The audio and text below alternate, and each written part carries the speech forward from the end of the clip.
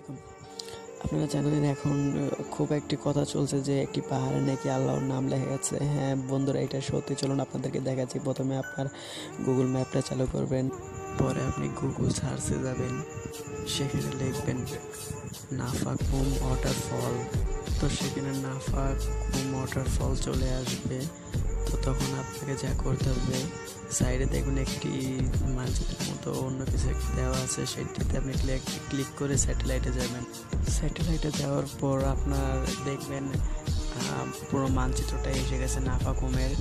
তো আপনি নাফাকুম ওয়াটারফলের সাইড দিয়ে একটু দেখবেন, তো ওইখানে দেখা যাচ্ছে যে আল্লাহর নাম লেখা, সুবহান আল্লাহ। এটি মনে করেন অসাধারণ একটি অপূর্ব একটা জিনিস। আপনারা প্লিজ দয়া করে এটা দেখতে পারেন, আর প্লিজ ভিডিওতে একটা লাইক, কমেন্ট আর শেয়ার করে দেবেন। আসসালামু আলাইকুম। Likey